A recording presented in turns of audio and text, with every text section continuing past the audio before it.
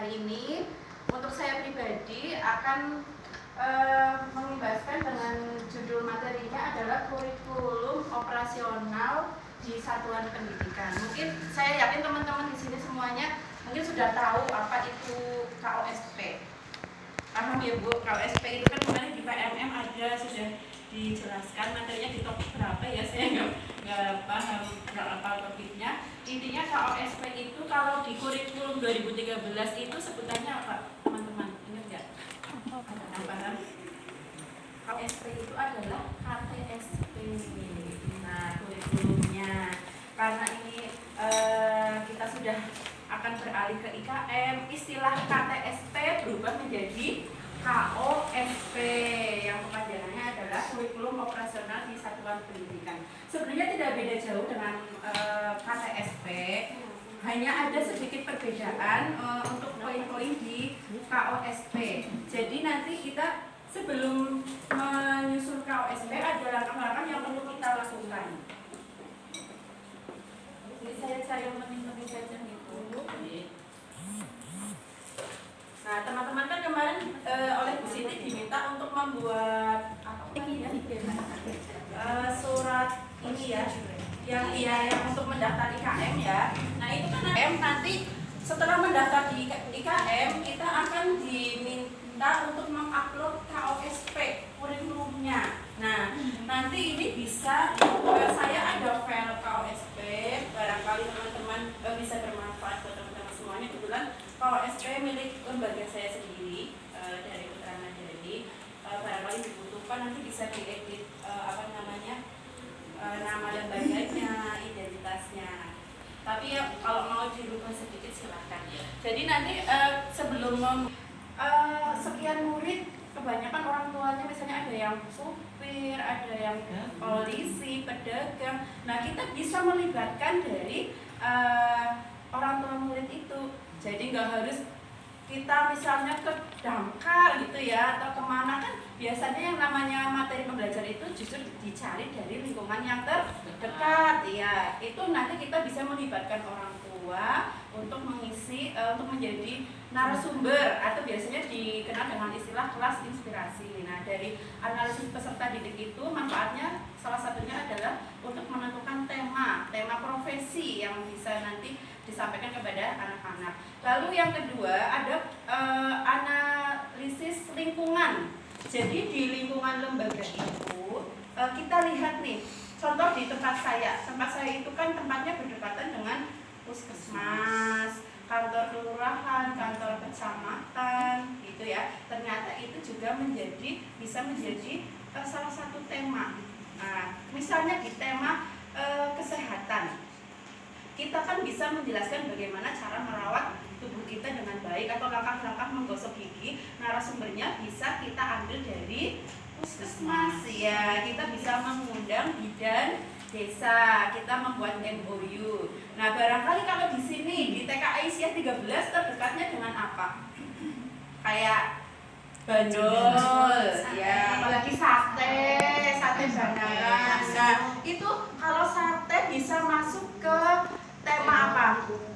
Makanan. Iya, pedagang bisa makanan, bisa nanti kita bisa mengajak anak-anak berkunjung ke warung sate ya. Iya, sambil makan sate. Melihat proses membuat sate, iya, terus nanti beli di situ sekalian kan bisa makan bersama.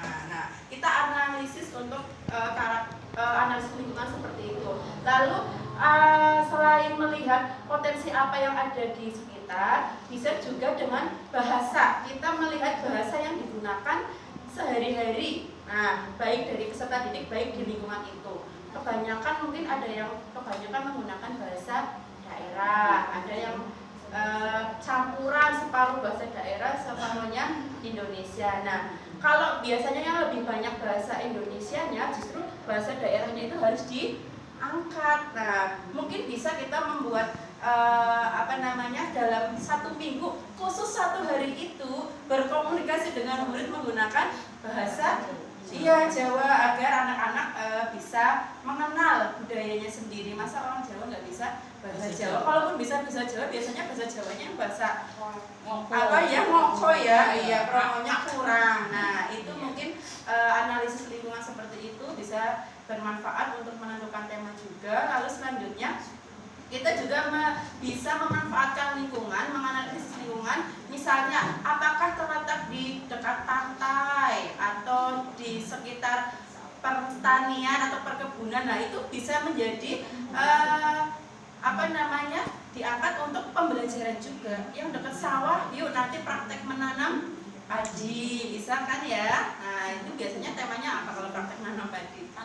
Tanaman, ya. Yang dekat dengan kebun, bisa di situ misalnya ada pohon pisang, ada pohon singkong, biasanya kita bisa masuk ke tema tanaman. Itu adalah beberapa analisis ya untuk mengenal karakteristik di satuan pendidikan dan tujuan. Nah, diharapkan visi misi dan tujuan itu bisa mengangkat karakteristik yang ada di lingkungan sekitar, termuat di dalam visi misi. Memang tidak mudah merumuskan visi misi dan tujuan. Contohnya di tempat saya, visinya adalah mencetak generasi yang berakhlak mulia, berbudaya, dan berprestasi.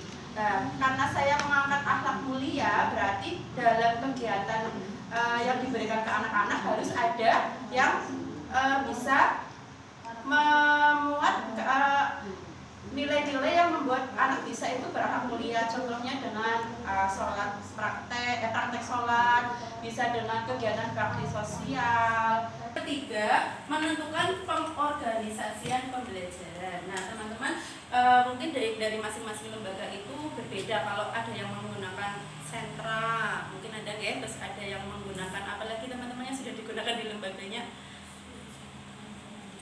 Kalau di TK di pos 146 kayaknya saya lihat sudut apa ya pakainya ya, pojok, iya pojok lah ya, menggunakan pojok-pojok ya, ada pojok kesenian, pojok apa.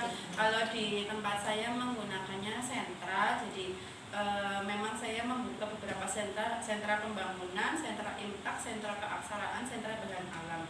Kepengen membuka sentra seni, cuma kadang kita kendala peralatan dan uangnya juga. Jadi yang umum ini yang baru 4 sentra yang kami buka. Terus nanti di pengorganisasian pembelajaran itu sana pembelajaran. Nah, ini teman-teman mungkin saya pribadi, ini mudah-mudahan teman-teman tidak. Saya pribadi kadang ya namanya manusia, apalagi ibu rumah tangga dengan segudang aktivitas, kadang yang namanya rencana pembelajaran itu wis mulang tapi belum digawe. Ada yang kayak gitu enggak? Iya. Iya. Itu ternyata bukan cuma saya saja ya. Saya rasa semuanya mungkin seperti itu. Iya, tapi mudah-mudahan itu yang tidak baik sudah jangan sampai diulang kembali. Mudah-mudahan teman-teman sekarang kan sudah banyak sekali file-file ya yang bisa di-download, baik di media sosial atau mungkin bisa minta ke teman. Itu ada RPP. Yang pertama harus disiapkan. Yang pertama kali disiapkan apa teman-teman? Program. Sebelum ke RPP, yang pertama kali dibuat ya program semester dulu yang dibuat dulu ya. Program semester lalu turun ke RPPM dulu. Dulu. Setelah program semester ke RPPM baru ke RPH. Nah, ini nanti di kurikulum Merdeka itu kita harus membuat modul ajar. Nah, iya, modul ajar itu apa? Nanti saya ada filenya, mungkin bisa berbagi sama teman-teman untuk file modul ajar. Lalu yang kelima, langkah penyusunan KSP yang kelima adalah merancang pendampingan evaluasi untuk pengembangan profesional. Nah, jadi di sini teman-teman, kita itu bukan hanya melaksanakan program, bukan hanya melaksanakan kurikulum, tapi kita juga harus mengevaluasi kurikulum itu. Nah, harus dievaluasi apakah kurikulumnya itu sudah sesuai dengan sasaran peserta didik kita atau belum. Itu harus dilakukan evaluasi kurikulum. Yang mengevaluasi siapa? Yaitu warga sekolah, kita sebagai guru, orang tua murid juga dilibatkan. dilibatkan, bukan hanya bu gurunya saja yang mengevaluasi ya, tapi orang tua juga dilibatkan. Menurut orang tua bagaimana untuk kurikulum tahun ini, apakah perlu ada yang ditambahi atau apakah perlu ada yang dihilangkan? Kan pasti orang tua nanti akan memberikan masukan. Itu gunanya evaluasi ini agar di tahun berikutnya kurikulum yang kita buat itu bisa menjadi lebih baik lagi. Lalu yang selanjutnya adalah evaluasi jangka pendek untuk anak-anak ya, ada semester dan ada tahunan. Yang semester contohnya ya kita membagikan rapot lah ya, membagikan rapot lah, itu kita harus punya